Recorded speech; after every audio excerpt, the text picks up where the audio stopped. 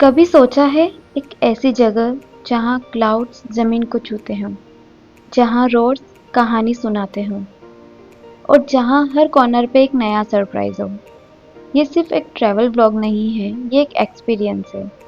और आज आज हम चल रहे हैं साउथ इंडिया के सबसे ड्रीम हिल स्टेशन कोडाई कनाल। हर सफ़र की एक कहानी होती है और कुछ कहानियाँ डेस्टिनेशन पर नहीं, रास्ते में ही शुरू हो जाती है। आज हम निकल पड़े हैं एक ऐसी जगह की तरफ जिसे लोग प्रिंसेस ऑफ हिल स्टेशन कहते हैं। लेकिन कोडाई कनाल पहुंचने से पहले ज़रूरी है उस सफ़र को महसूस करना, क्योंकि कभी कभी मंजिल से ज़्यादा खूबसूरत उस तक पहुंचने का रास्ता होता है। और ये मंजिल जो है हमारी, उस तक का रास्ता बहुत ही खूबसूरत है। जैसे जैसे हम शहर की भीड़ और शोर को पीछे छोड़ते जा रहे हैं, वैसे वैसे नेचर हमें अपनी तरफ बुला रहा है। देखिए इन विंडिंग रोड्स को, ये सिर्फ सड़कें नहीं हैं, ये पहाड़ों की लिखी हुई कहानियाँ हैं। हर टर्न के बाद एक नया नज़ारा, हर मोड़ के बाद एक नई सरप्राइज। कभी घने जंगल, कभी गहरी घाटियाँ, कभी दूर तक फैली हुई हरियाली और कभी ऐसे क्लाउड्स जो लगता है ज़मीन को छूने आ गए हैं। जैसे जैसे हम ऊपर चढ़ रहे हैं, हवा ठंडी होती जा रही है और दिल में एक्साइटमेंट बढ़ती जा रही है। ये वेस्टर्न घाट्स है, यूनेस्को वर्ल्ड हेरिटेज साइट, एक ऐसा माउंटेन रेंज जो हजारों सालों से नेचर की सबसे खूबसूरत तस्वीर बनाकर खड़ा है। आज भी इन पहाड़ों के बीच चलना एक अलग ही सुकून देता है। कभी फोग, कभी इतनी घनी हो जाती है कि सामने कुछ दिखाई नहीं देता और फिर अचानक क्लाउड्स का पर्दा हटता है और सामने नज़र आता है एक ऐसा व्यू जो कैमरा कभी पूरी तरह कैप्चर ही नहीं कर सकता। शायद इसलिए लोग बार बार पहाड़ों में लौटकर आते हैं। ये एक सुसाइड पॉइंट है जहाँ इंसान के गिरने के बाद उसकी आवाज़ तक नहीं आती। इतना गहरा है, पूरा फॉग से घिरा हुआ। नेक्स्ट हमने देखा पिलर रॉक्स। नेचर कभी ऐसी चीज़ें बना देते हैं जिन्हें देखकर यकीन करना मुश्किल हो जाता है, और कोडाई कनाल का पिलर रॉक्स उन्हीं में से एक है।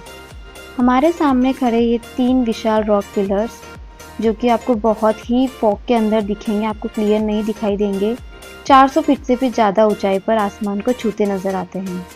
फॉग के बीच से जब ये धीरे धीरे सामने आते हैं तो ऐसा लगता है जैसे किसी एंशिएंट किंगडम के गेट हमारे सामने खुल रहे हों। सीरियसली ये नज़र आना मुश्किल है, बट ये जो सामने से फील है ना, बहुत ही डिफरेंट है। कभी पूरी तरह क्लाउड्स में छुप जा रहे थे तो कभी अचानक फॉग हटने पर अपनी पूरी शान के साथ नज़र आ रहे थे। अब हम पहुंच चुके हैं कोडाई कनाल के सबसे मिस्टीरियस जगह पर, गुना केव।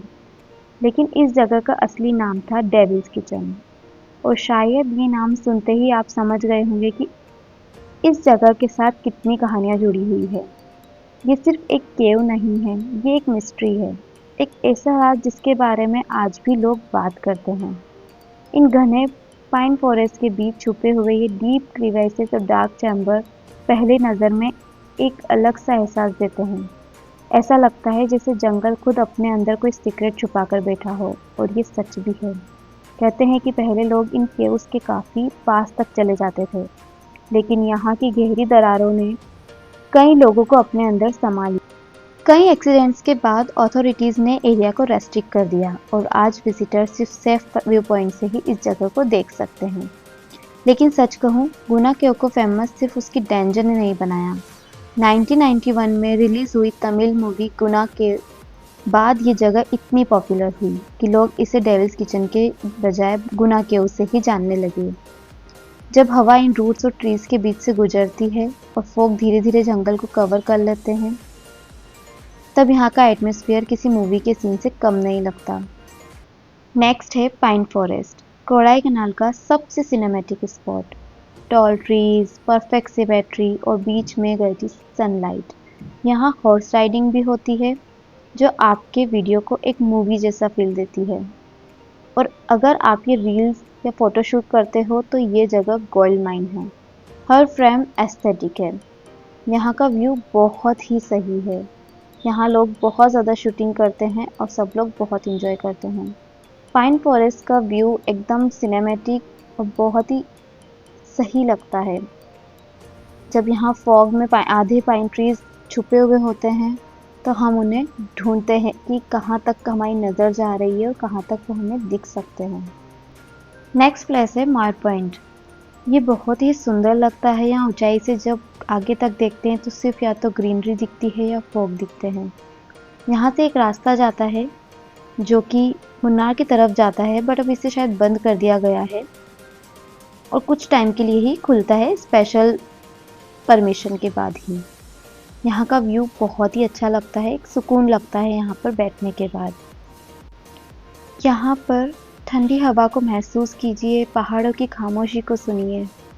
यहाँ ऊपर से एक पॉइंट है जहाँ से पूरी लेक नज़र आती है। उसके बाद नेक्स्ट हम गए थे कॉकर्स walk.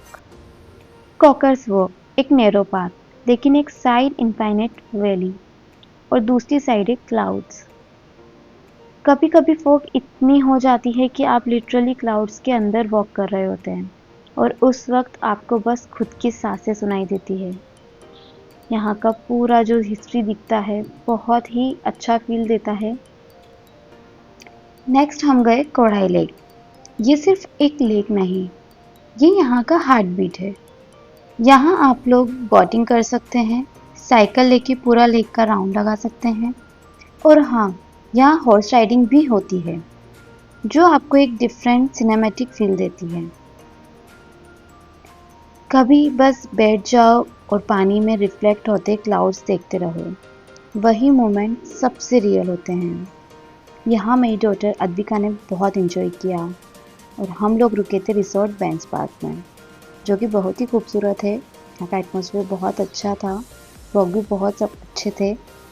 So it's a very beautiful trip for us. जैसे ही दिन ख़त्म होता है, कोडाई कनाल अपना सबसे ब्यूटीफुल साइड दिखाता है, सनसेट, जहाँ स्काई कलर्स चेंज करते हैं और उस मोमेंट में आप रियलाइज़ करते हो कि ये ट्रिप सिर्फ फ़ोटोज़ के लिए नहीं था, ये फीलिंग्स के लिए था। कोडाई कनाल एक जगह नहीं, ये एक एहसास है जो आपके साथ रह जाता है हमेशा के लिए। अगर आपको ये जर्नी फील हुई हो तो वीडियो को लाइक करें और चैनल को सब्सक्राइब करें, क्योंकि ऐसे ही और सफ़र हम आपके लिए लाते रहेंगे। कोडाई कनाल का सफ़र डेस्टिनेशन से बहुत पहले ही शुरू हो जाता है और जब आप इन रोड्स पर ट्रैवल कर रहे होते हैं तब आप सिर्फ एक हिल स्टेशन की तरह नहीं बल्कि एक एक्सपीरियंस की तरफ बढ़ रहे होते हैं। एक ऐसा एक्सपीरियंस जो आपको अगले कुछ दिनों तक nature, mystery, clouds, waterfalls, pine forest और कोडाई कनाल की खूबसूरत इन सभी के बीच एक जो प्यारी सी लेक है, इन सभी के बीच जाने वाला है। अगर आप प्लान कर रहे हो कोडाई कनाल का ट्रिप तो ये सबसे इम्पॉर्टेंट पार्ट है कि आपका बेस्ट टाइम कब विजिट होगा। अक्टूबर से मार्च पीसफुल और क्लियर रहता है। अप्रैल से June perfect summer scape. Monsoon greenery park में होता है, बहुत ज़्यादा पीक पे होती है ग्रीनरी, बट रोड्स जो होते हैं थोड़े स्लिपरी होते हैं, so be careful. Best trip for 2-3 days and enjoy.